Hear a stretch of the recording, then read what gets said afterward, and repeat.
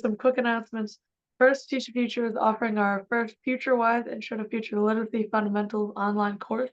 And we have the Summer Institute for ages 12 to 17 and another course coming this fall for those 18 and older. Pre-registration is now open. We'd love to hear about your experience, to share your feedback, and receive your certificate of participation. So please fill out our survey, which I'll share the links in the chat now. And remember, our intergenerational voice matters in shaping our shared futures. Thank you for being part of this global conversation. Thank you, Matthew. Thank you so much for that wonderful wrap up. And yep, you can even take it away and introduce the next session, and we'll get them started right away. Yeah. Welcome to World Futures Day, Young Voices 2025. The session is brought to you by Teach the Future, a global nonprofit dedicated to embedding futures literacy in education worldwide. World Futures Day is a partnership with the Millennium Project. Right now, we are all part of a 24-hour global conversation about our futures, creating a space where all generations, especially young voices, can share their visions, concerns, and action-driven projects toward the better tomorrow. This will be streamed on YouTube, so let's make this conversation count. Share your thoughts and join the global discussion using hashtag WFDYV. Take it away, facilitators.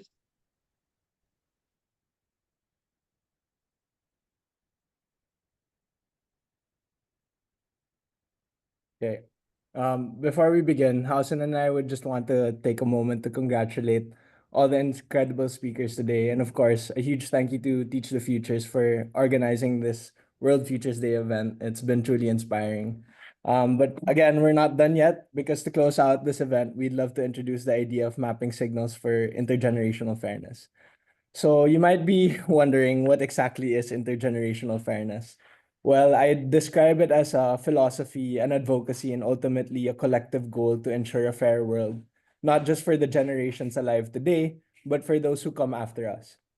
So it's about making a conscious effort to consider future generations while also addressing the pressing challenges of the present. So in theory, this is a powerful and much needed concept. But the real question is, how do we put this into practice? So to share a quick story, Hausen and I are part of a community that's actively trying to answer this very question. And long story short, after a series of brainstorming sessions, we've come up with this idea of organizing a scan club. Now, if you're not familiar with scan clubs, they're typically spaces where people from diverse disciplines come together to explore emerging changes and their long-term implications. But for our scan club, we're putting a unique spin on it. We're focusing on fostering intergenerational fairness. So that means identifying potential shifts, assessing their impact across generations, and imagining pathways towards more equitable futures. So how does a scan club actually work? Well, we've drawn a lot of inspiration from existing scan clubs, like the ones organized by Alexis Tennent and the Journal of Future Studies Community of Practice. And a typical scan club sprint follows 4 key steps. So it begins with an introduction and alignment session, where we introduce participants to the concept of scanning, set the goals of the sprint, and align everyone on the topic we'll be exploring. Next comes signal collection, where we get our participants to spend about like a week gathering as many signals of change as they can related to the change or chosen topic. And then once signals are collected, we move into the futures workshop, a collaborative session where we analyze the gathered signals, identify patterns, explore key drivers of change, and discuss potential implications. Then finally, in the synthesis and insights phase, we distill the workshop findings and publish key insights, capturing the most important takeaways from the process. But for this session, we're going to dive into what I think is the most engaging and fulfilling part, the discussion and analysis. With that, I'll hand it over to Hausen, who will walk you through how we structure this part of the process. Then we'd love for you to join us in trying it out afterwards. Awesome. Awesome. Thank you, Carlo, for the intro. That was clean. Like a lot of futures tools, I think the value is in the conversation. So that's really what we're looking for today. So in the chat, I just put in a Miro board and we're going to ask that folks join. We're going to spend the majority of this session in dialogue and engaging. But first, I'll give you a high level on what you can expect. So first, what we're going to do is walk through. I'm going to explain what the 3 Horizons framework is, just in a way that anyone can understand. It's 3 lines on a piece of paper. And then I'm going to walk through one scan hit, right? So a signal of change, a piece of information. And the idea is that really anyone, you could swap it out for any piece of information and have a balanced conversation on what it can mean for intergenerational fairness. So we'll talk about the scan hit, and then we're going to place what you think it means for intergenerational fairness onto this 3 Horizons framework. Afterwards, we'll think about, we'll have this entire 3 Horizons framework with everyone's thoughts on it, and we'll take a look at what needs energy, right? And whose work can we build upon? So we'll ask folks to basically find the areas that are interesting to them and quickly, in like 5 minutes, find some examples of it, right? Where is this work already being done and what can we build on? And then as we wrap up, we'll ask the question of like, what did we notice, right? What did we notice about the process and how did it change the conversation compared to maybe more traditional ways of dialogue or polylog, if you will. And then finally, step 5, we'll ask the question of what do we want to explore next, right? What questions or maybe solutions really gave energy for folks in the room? And yeah, that's just to close things off, right? Action is always good. So I will kick things off with the 3 Horizons framework. So it's a strategic foresight, futures thinking tool to help us have more balanced conversations about how change happens, right? So each horizon is a way that change happens. It's a way that systems change. So the first horizon, let me step back. So you can see on the x-axis, you see time, right? So on the bottom left, you see today. That's where we are today. As the further you go to the right, that's more and more into the future. So at the very end, we're thinking 2070. So in 2070, that's the plausible change. That's where maybe some implications could lie. On the y-axis, you have fit for purpose, right? And there's a couple ways of thinking about it. You really just think about it in a way that makes sense for you, right? There's no wrong answers. One way of thinking about it is how prevalent or how much of it do you see in the world? So something like a car would be very high fit for purpose because there's a lot of cars in the world, right? Or even maybe smartphones, right? If there's a lot of smartphones in the world, so they'd be very high in fit for purpose. Whereas if you didn't see a lot of it, then it would be lower on the y-axis. So going into each horizon, the first horizon, that represents kind of traditional ways of doing things, that represents, in this case, signals of systems of today starting to erode or collapse, or things are losing fit for purpose. Horizon 2, that's, in this case, going to represent transitions to an intergenerationally fair world. And Horizon 3, that's going to represent a viable intergenerationally fair world. And what you'll notice is that each horizon has a different pattern of change, right? So Horizon 1 starts really high and fit for purpose today, but in the future, it actually loses fit for purpose, right?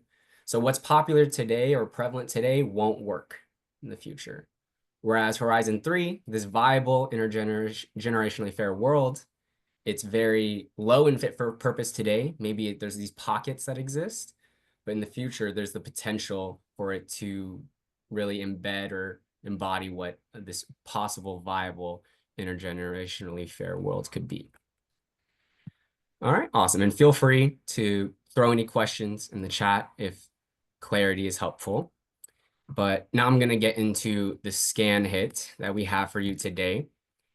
So what we're talking about here is the right to time.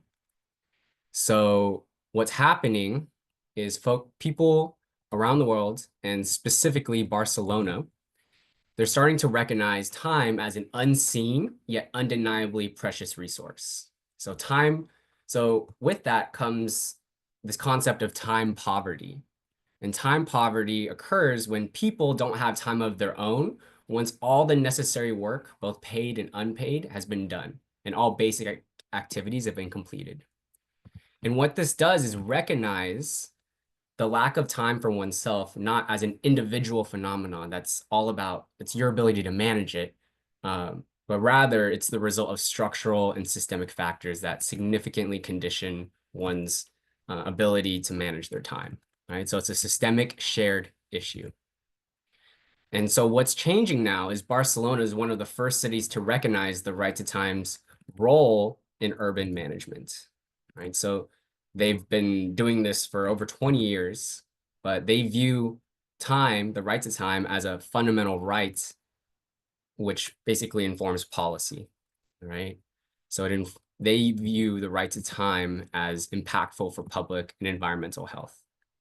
So just for an example, like my mom, she works as a casino dealer, and she works from the hours of 9 p.m. to 5 a.m., right? So what does that mean for her ability to take care of her family or to function and share space and time with society, right? It means that there is inequitable ways of spending time and connecting with society.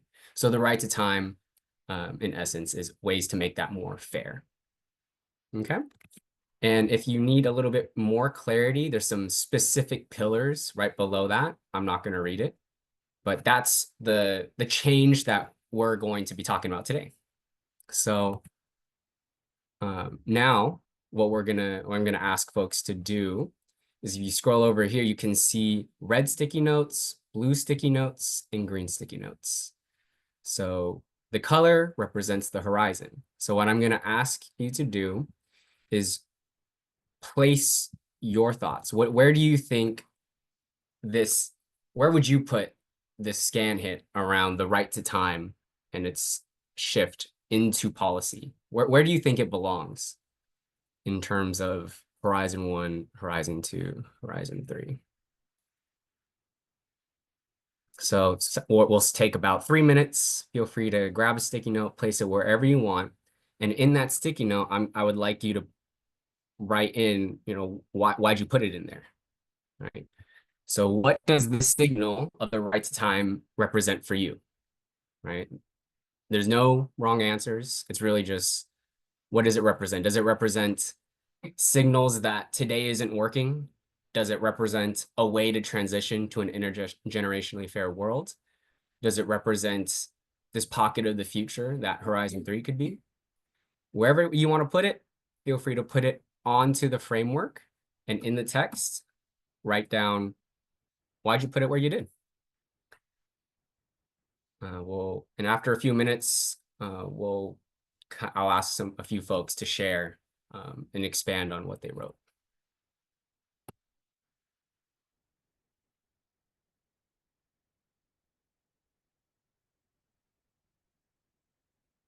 I'll even model it.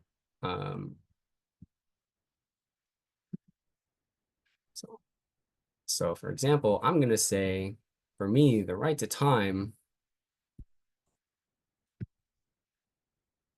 might be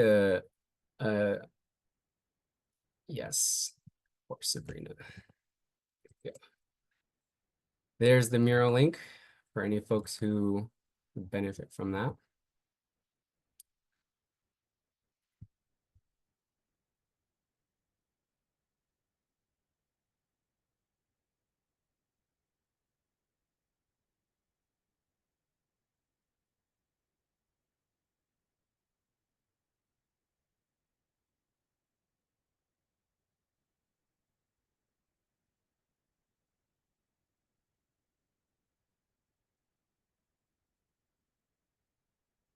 So I'm going to say this is, for me, this is a signal of the systems of today losing fit for purpose.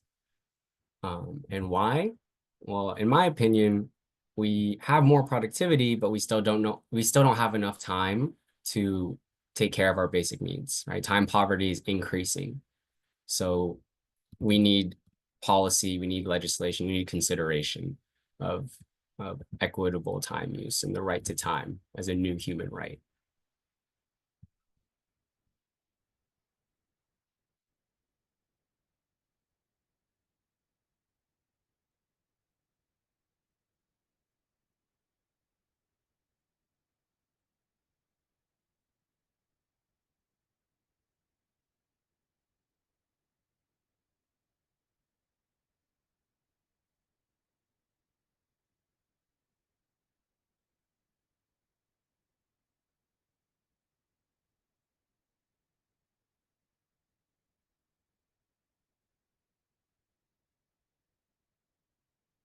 This is great. I'm loving it. Don't feel like you have to stick to only one sticky. If you have multiple thoughts, feel free to throw as many as you want on there.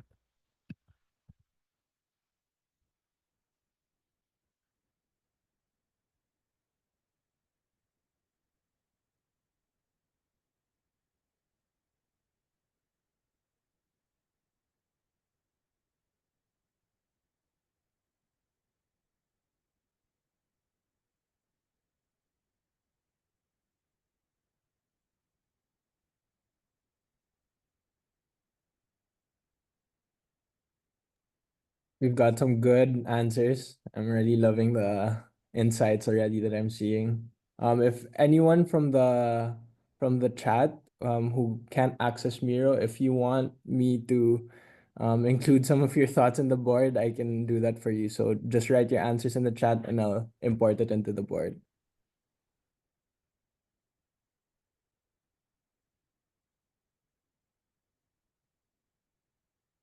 Yeah. Please keep on adding. Feel free to keep on adding. I'd love to ask a few folks to expand on what they wrote. Think I like this. I'm interested in this idea of like change the structure of our week's calendar, more or less days maybe. Mars Standard Time. Is there can whoever wrote that kind of expand on what they mean by that, or if there's anything they would add to that?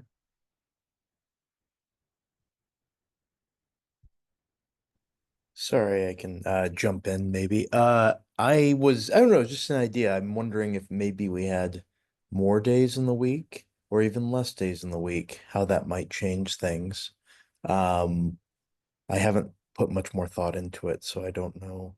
That could be a very bad idea, could be a very good idea. Maybe we don't even need, maybe we should get away from structured time. Yeah, just some thoughts. That'd be a fun experiment. Okay, awesome. And I see in Horizon 1, oh, this one's interesting. Blank generation is lazy. Oh my gosh. I would love to hear more.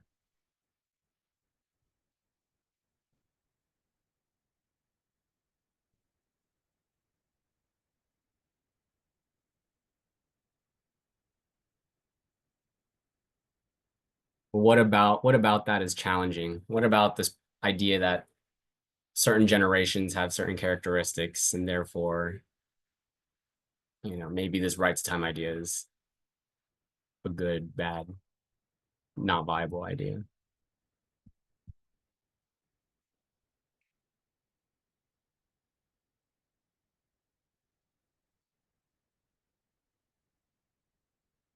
Feel free to type it out too if that works better for you.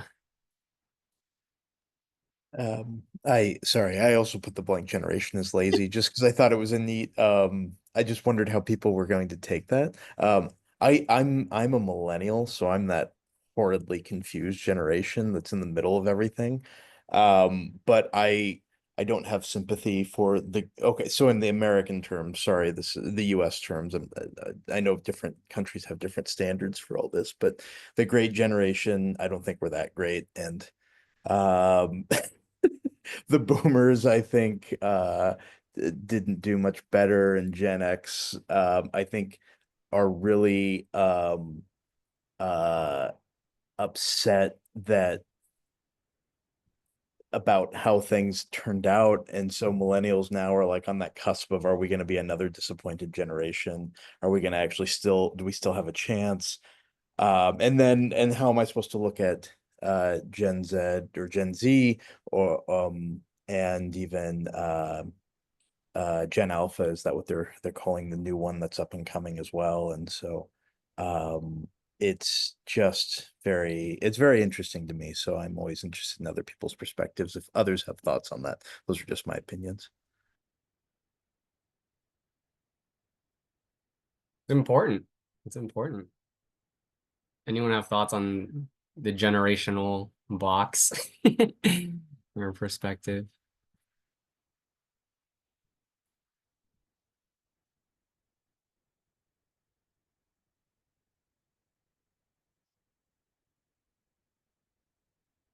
Yeah, Mike is saying in the chat, what might the opposite of time poverty be? Too much time on my hands? 100% freedom to do what I choose? Interesting topic. Okay. Interesting.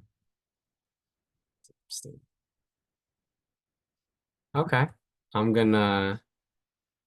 It looks like thoughts are still brewing, but I'm gonna pass it on to Carlo to maybe start digging into the implications piece of this. Yeah. So like I'm looking across the board and there's like some really interesting ideas. And I guess the next phase of our workshop would really be to start having those more interesting, or like rather like expand our imagination into what would the world really look like, in terms of, like, for example, Scott was talking a while ago about what if we changed the number of days in the week.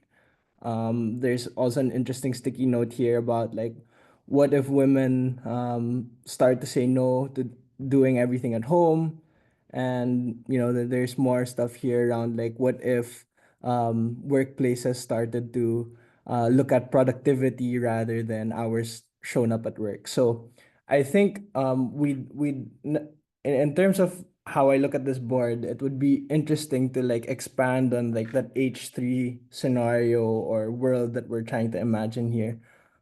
So my question would be, maybe we could expand on those your initial insights. And my question would be, if um like we also even had that question around, what if time poverty didn't exist. So my question would be, what would a world or like everyday experience be in a world that doesn't have time poverty? And what I guess that's where I can leave it off. Does everyone understand that question? We can put it all here on the H3 side, but yeah, that's the question. Let's go on more of like the specific details on what that world would look like. So we got some chats going.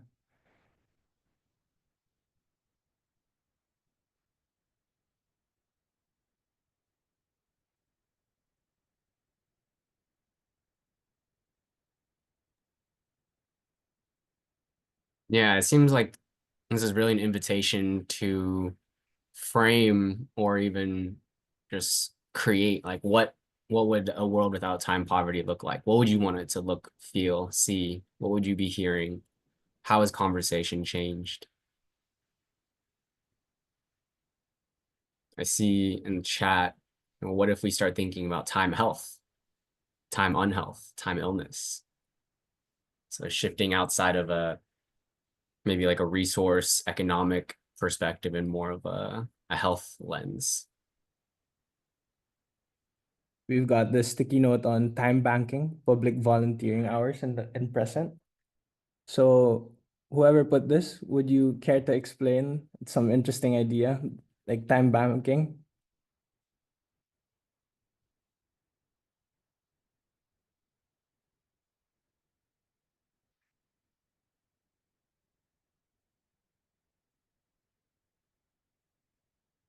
I'm actually interested in the idea of like more standard time. Scott, would you care to explain like what what Mars standard time would look like, and how that would like affect, like, what do you think? Like, how would it affect your day if you were in a Mars standard time?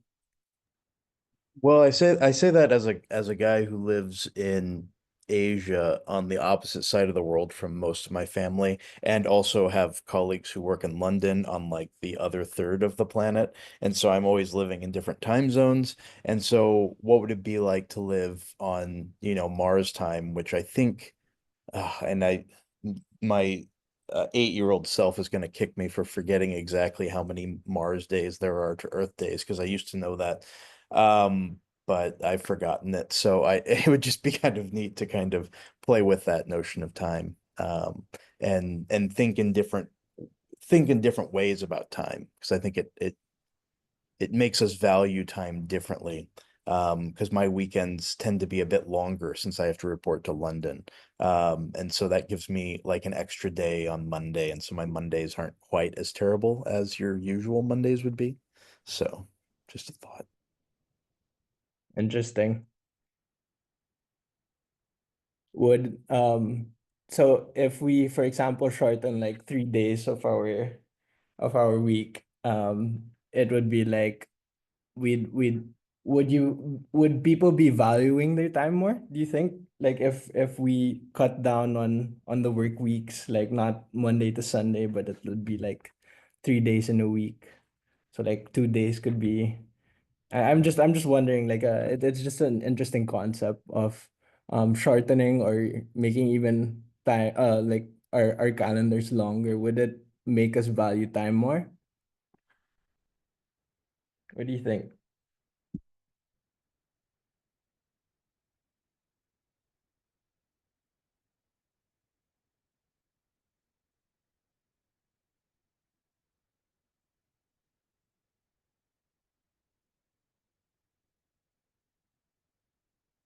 Okay, we've got some other interesting ideas on time banking. Does anyone want to explain what time banking is?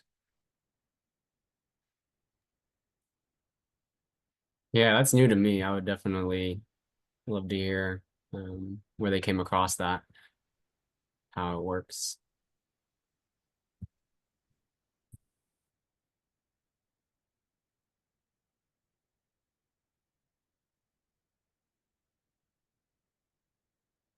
Somebody put in the chat, I think world without time poverty would look much healthier, particularly mentally, also happier as people will do what they really want to do.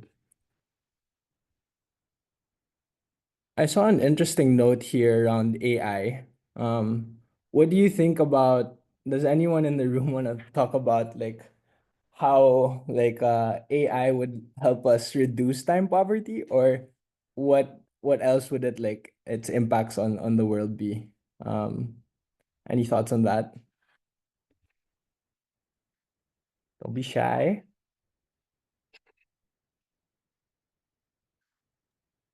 Um, I put that AI one on there just because I was having a conversation actually with someone about this, and they said, "Oh, AI is great. I use ChatGPT to write emails." And we were thinking, well, why can you not like write an email just saying like, basic stuff? Like, have we lost that ability? But then the counter argument is, no, no, no, now I have more time to do more work. And I was like, so that's what life is all about, is about making more time to make more work. So we're in this like endless productivity loop. And it's like, well, if I can get, 8 pins made in a day, but now AI allows me to make 10 pins. Like I don't think that's fixing the problem. I think it's a false solution, right? So that's why I put it in the first horizon, because I don't think that's where we're thinking right now, like AI automation, it's great, it's going to make us more productive, but then we're going to be burnt out and broken quicker. That's so interesting because in my perspective, I was thinking of like how for example, in my work, I use AI to like speed up some of like the processes that I don't really like doing, which is more of like summarizing like workshop insights, etc. And it gets me to do like more of the fulfilling stuff. But then, like you said, also like there is that side where AI kind of makes us think about, okay, how can we be more productive, and even like push ourselves in terms of like working. So I think that's a great insight in terms of how the effects of AI. Like there's an argument where it can give you the ability to do the things that you feel like more fulfilling, but then it can also just like push you like to the limits of like we were just focusing on productivity, and it's an endless cycle of just like focusing our time on work rather than maybe like spending time with our families, or like getting like that mental health break that a lot of people need now because of time poverty. So thanks, Scott, for that insight. Anybody else want to share what they think? We've got some chat. Let me read the chat. Got some interesting insights from everyone. Yeah. I must said, I really resonate with what you said, Scott. I think it's using it for basic things like emails is something that does not take away from our own level of creativeness and critical thinking. Diba, I would like to address time poverty in a philosophical way. We lack time to do many things because we expect too much from life lately. Then time and money from Mike do have similarities. The topic reminds me of a quote by, I'm sorry, I don't want to butcher this name, but the quote was, "We tend to waste the resource we have the most of. Excess makes us devalue resources that seem excessively abundant." Then Carlo was saying, "It sounds like we are still caught in the paradigm of time as a linear concept and along an abundance scarcity spectrum. I wonder how indigenous and other non-Anglo-Saxon cultures view time and issues of time poverty." Oh, that's really interesting. Does anyone wanna actually like have any knowledge about this? Like, Carol, do you have any ideas of how indigenous communities think about time, and how does that like, maybe if there's like a signal that we can be looking at in terms of how does it like how can it help our time poverty issue? Scott, yeah, actually, do you have any thoughts? Are you familiar with the indigenous thinking? Personally, I'm always trying to. Oh, please, Carol, go ahead. Go, Carol. Love. It's a very short one, then I'll pass it over to Scott. Hi, yeah, I just thought that most of us here are united by the fact that we speak English, right? And English is like the language currency of the world that allows for even this conversation to be had. But I'm very sure amongst us, there are many of us who are not born in countries where English is the first language or our native language. So which means that we also speak multiple languages. So I speak Chinese, and I've studied and spoken like Japanese before. And I've also learned like French and Italian before. And I'm very big on languages. And I think it really frames the way we think about the world and the way we think about time and the way we think about futures. I think that, I mean, I haven't gone very deep into this part of the research, and it is an interest that I hope that this year I have more time to dedicate, into looking up what might have come out already in research by other people. But I think that, yeah, so this topic is really interesting about looking at time poverty. I think it's also my own personal application in life. I'm juggling so many things, and I think I'm constantly struggling and thinking that I'm poor in time. But I'm trying to think about it differently since I'm also supposed to be a futurist. So the challenge to myself is, how do I think more creatively and across different cultures, maybe look at what I can learn from other cultures and through the language, right? Because in many of these other non-Anglo-Saxon languages, time is relative. Time is not linear. Time is always relative and contextualized. I mean, if you look into some languages, Chinese language has no grammar. There's no such thing as verb. There's no past tense, there's no future tense, there's no present tense, there's no present continuous, all of that, right? So it's always relational. So how does that, change the way we view futures and foresight? Sorry, I might not be making much sense, but I think that's sharing my curiosity and the challenge that I give to myself. So over to Scott, who has better ideas all the time. No, that's not true. I actually agree with you 100%, and you pretty much got it right, because I was going to think about the Chinese language as well. It has this wonderful, and different languages don't have genders, and they don't have other things that become problems. I find out. So I think the more lingual we are, the better we can appreciate maybe time and intergenerational relationships. The only other thing I was going to think about, because I've been trying to think on this more and more, but I haven't done a lot of research on it, is the appreciation of ancestors and cultures that hold ancestors closely, and almost as though there isn't that linear difference, right, between your ancestors and yourselves, but that everyone is always here at the same time, sort of a notion. But it brings in interesting problems of debts and burdens and pressures, whether those are pressures on the present or debts to history or burdens for the future, for example. And so if other people have other ideas about that, I'd love to hear what they think. I think there's goods and bads about it, but because I know a lot of people are now like, no, you don't owe anyone anything, you are your own self. But that's that horrible radical individualism that I try to stand against, at least. I don't know how others feel about that.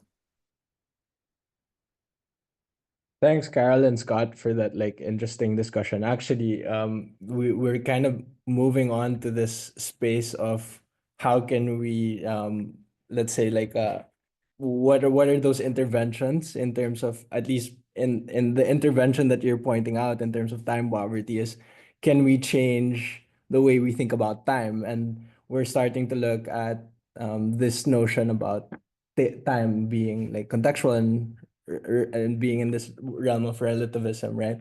And it's just so interesting. So I'd actually want to, let's say, ask the group, what from this discussion and from the board that you see here, what are the points of intervention that you think we should be focusing on? And what are your ideas? Like I'm already seeing like interesting conversations about Tyson Yunkaporta, who I did read a bit about his ideas, but maybe if you could share about the book and and his concept of time, maybe we could go from there.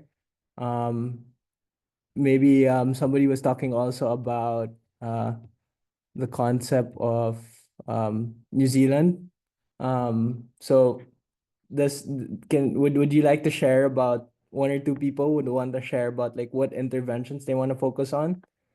Or or even like maybe we can just focus on the concept of how we think about time, or like new like ways of thinking about time. Because I think like that's where like the interesting conversation is coming on.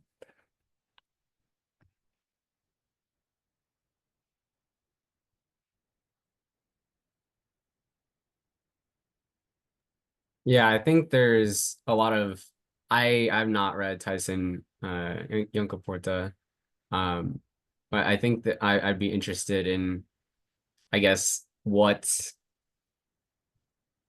I think one thing that this conversation, visualizing this conversation has done for us is it allows us to connect threads of what's happening today, what are the challenges, what are the ways we can transition to it, and what is it that what are kind of like different new values, characteristics that might lie outside of our imagination. So where do you think we need to, where would we put energy? Where would you want to put more energy?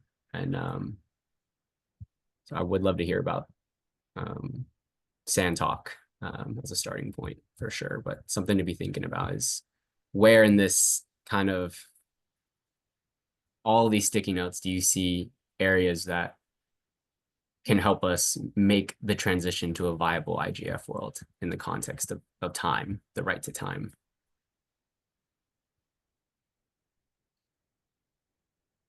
or addressing time poverty, whichever side of the coin you want to frame it as. And feel free to write it in yellow sticky notes just so that we're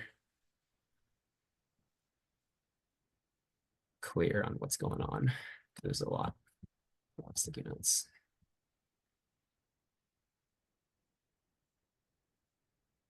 I'm noticing like a interesting chat exchange here. Would anyone want to talk about like just like the concept of um like this Tyson Yunko Porta conversation is becoming very interesting. Does anyone want to talk about it just really quickly?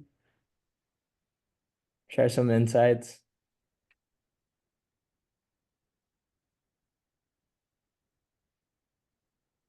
Carol, Scott, Wong. Let's see, Scott. Scott says, agreed, would love a notion of time more in tune with the rhythms of life. River time, forest time, rural, indigenous communities have richer appreciation of this. I can't speak to that, or how I don't have anything to back up what I'm saying. It's more of like an intuition or how I feel, and I'm going to respond in that way. And I feel like when we're doing that, when we're in nature, river, forest time, river time, I don't know what that really means. Like, are we swimming in the river? Are we sitting still in the middle of the forest? But what are we doing in that moment in silence? Are we it feels meditative. It feels like we're working on ourselves or we're going inward. That was my interpretation, Scott, but please. Yeah, I think that's it. But yeah, I agree. That's sort of in line with it. What I always think about, because my grandfather was a sailor, and so he knew things about oceans and about you know, he could tell when it was going to rain, or you can tell like what the weather was going to be like. You know, people who come from more rural, not just the indigenous, but I think more rural backgrounds as well have a deeper sense of change, maybe, and that's really what it's all about. Because isn't time just change, I guess? Um, but I do get hung up. Sabrina brought up a very good point earlier, I think, in the chat about it's hard to think about time without it being a relative thing. And so maybe the point is that it shouldn't be universalized and that there should be more of a, I don't know. But Sabrina, if you had anything else to add to that, that's a very good point.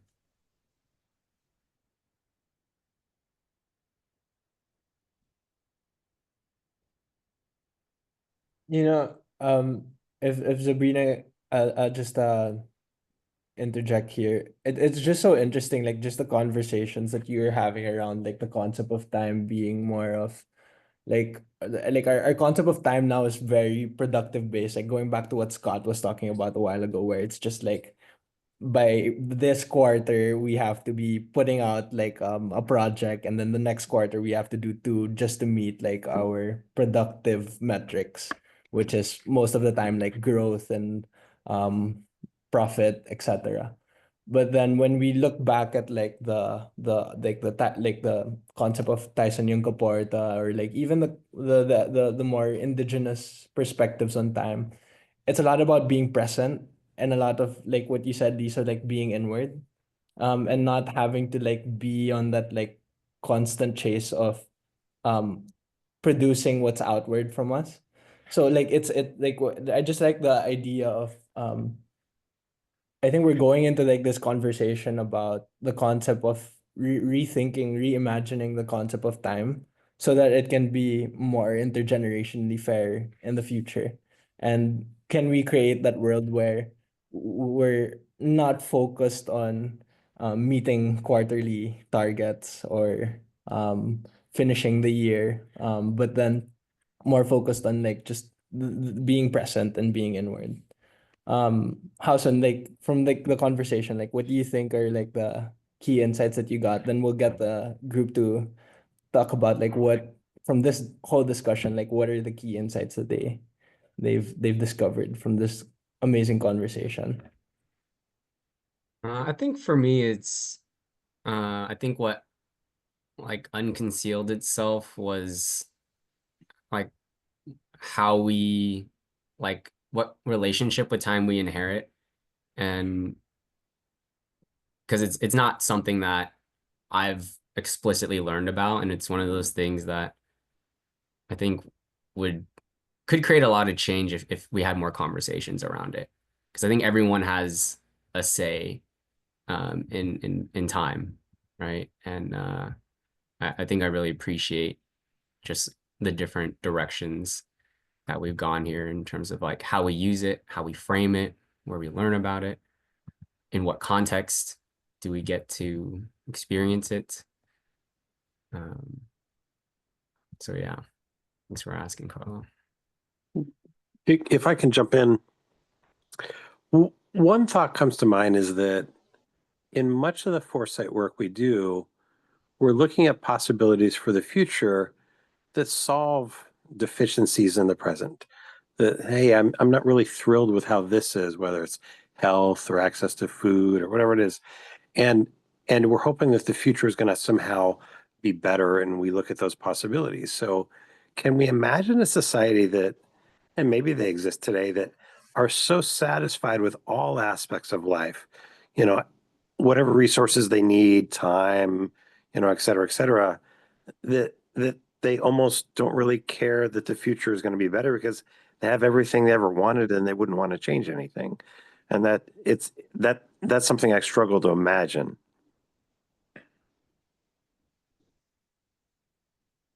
Interesting.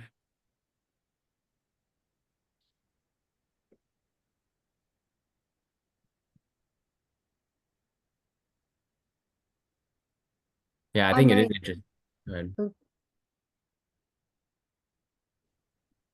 Sorry, was someone gonna talk?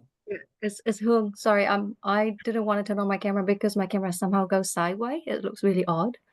So I was wondering whether the concept of time, just thinking about indigenous concept of time that is being cyclical and intergenerational, I wonder whether that's enabled because of lifestyle, intergenerational lifestyle and living, because a lot of indigenous communities come together and they don't think of themselves as an individual, right? Who try to achieve something.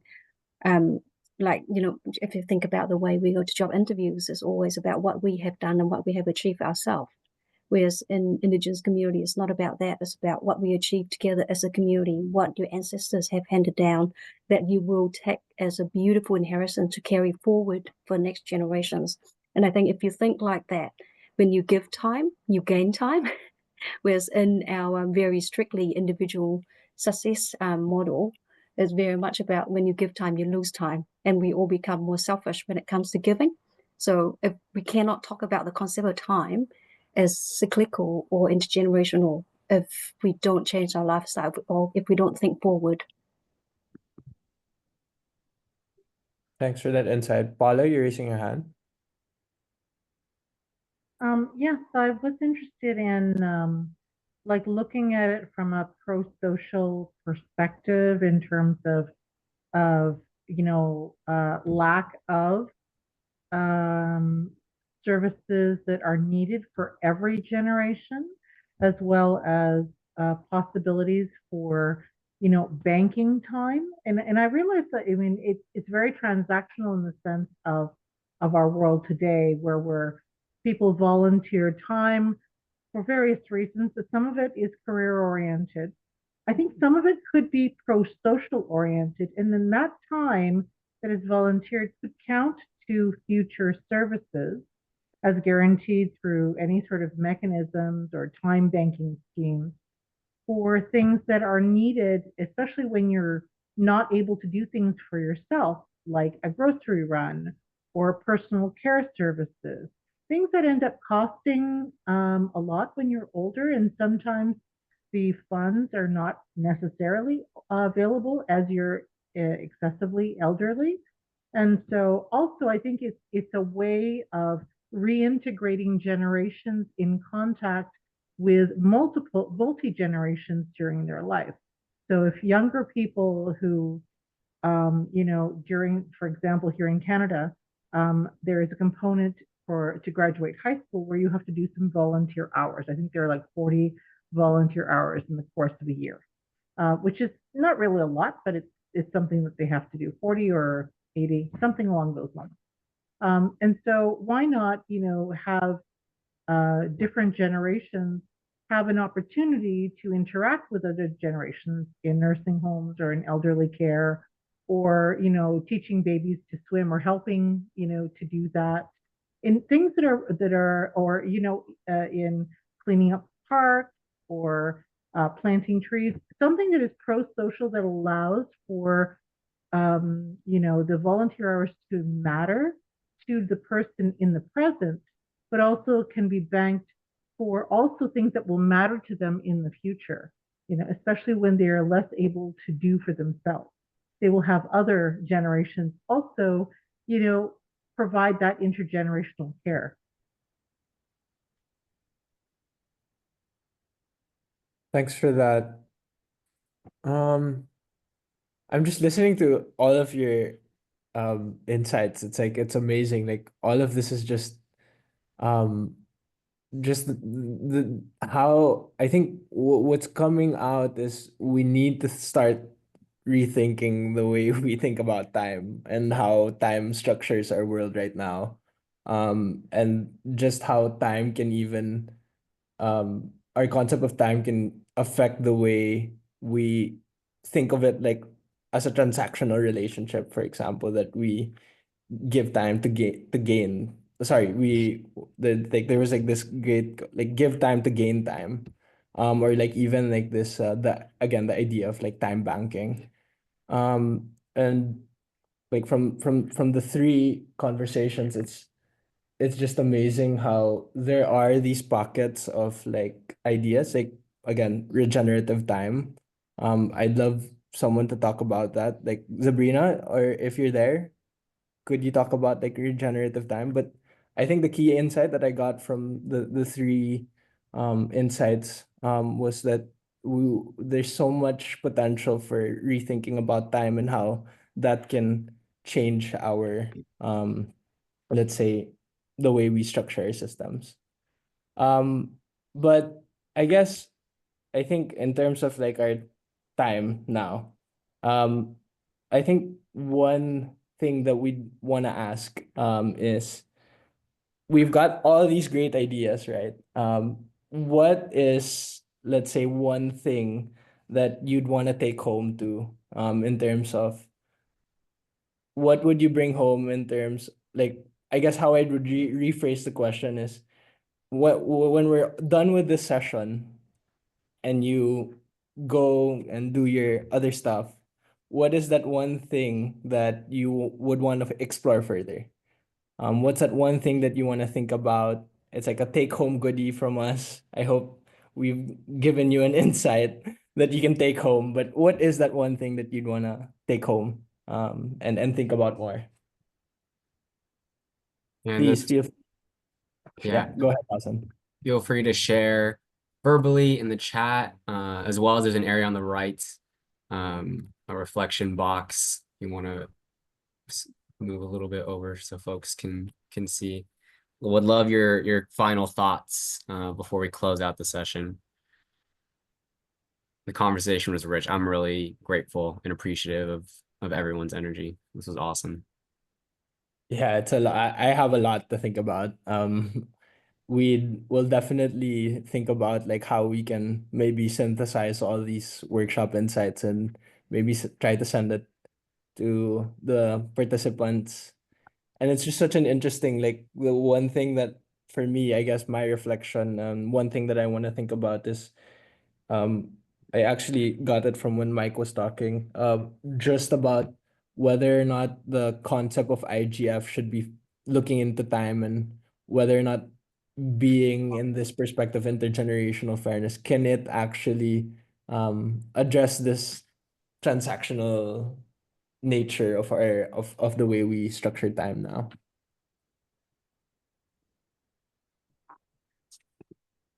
So one person, I'm not sure who this was, I didn't get to see, but said needed to think about other ways of conceptualizing time, especially nonlinear approaches, need to research more notions of time.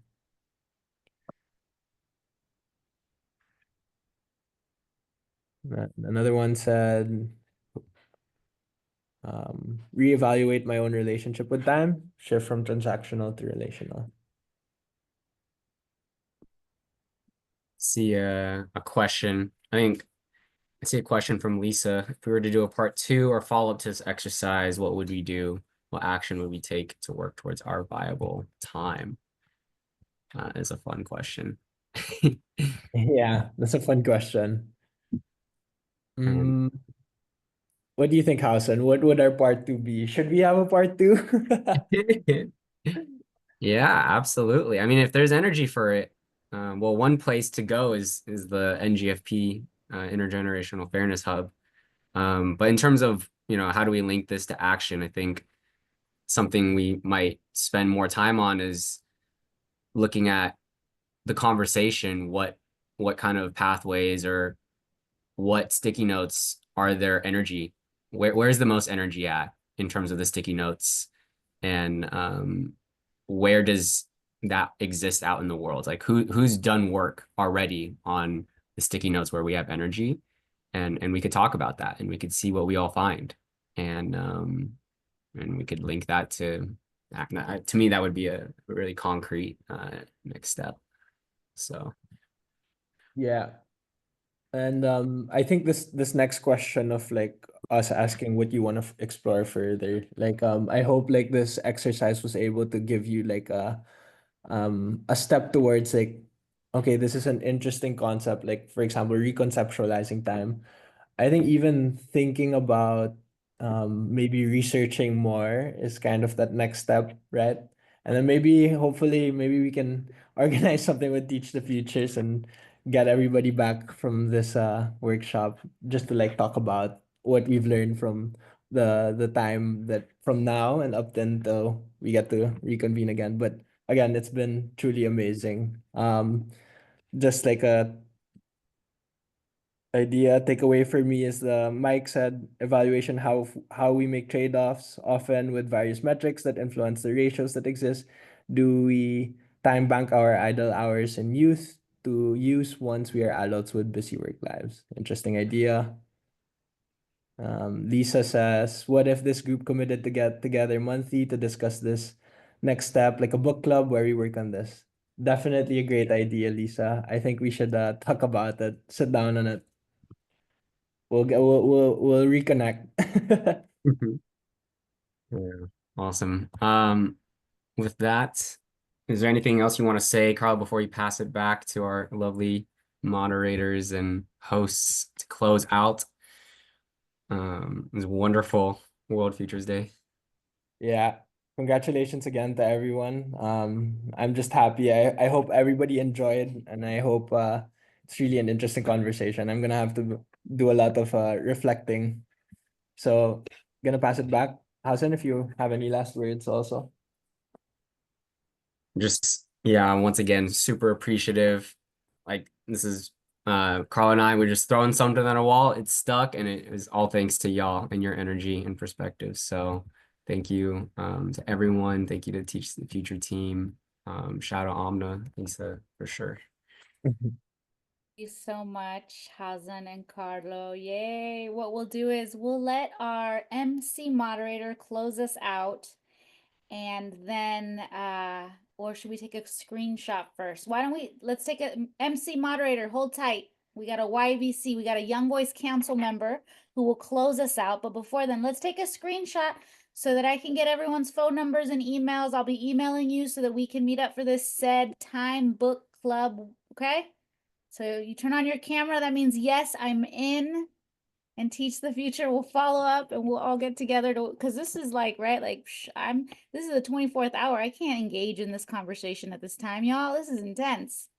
Okay, where are we at? Oh, Mike, so lovely to see you. Thank you. Lourdes, where'd you come from? This is amazing.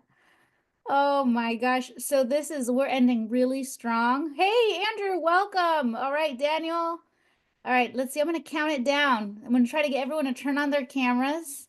It's 11 o'clock. We survived a 24-hour world. Okay, Lisa, stop talking. Ready? In 5, 4, wait, let me get the right screen. 3, 2, 1. And now one more, and do your time pose, your viable time pose. So relaxed. I don't know what that is. Ready? In 5, 4, 3, 2, and 1. Awesome. Awesome. Thank you all. Thank you. MC, take it away. Yeah, so thank you, Lisa, and also to Carlo and Hauson for the amazing session. As we wrap up this inspiring session, thank you all for being part of World Futures Day, Young Voices 2025. Your perspectives and participation have made this conversation truly meaningful. The journey doesn't end here, though. New facilitators and fresh conversations begin at the top of each hour, and you are welcome to stay and continue exploring future possibilities with us. So, some quick announcements. First, Teach the Future is offering our first FutureWise Intro to Futures Literacy Fundamentals online course. We have the Summer Institute for ages 12 to 17 and another course coming this fall for those 18 and older. Pre-registration is now open. And second, we'd love to hear about your experience. To share your feedback and receive your certificate of participation, please fill out our survey, which I'll share the links in the chat very soon. Remember, our intergenerational voice matters in shaping our shared futures. Thank you so much for being part of this global conversation. Thanks, Matthew. All right, everyone. It's a wrap.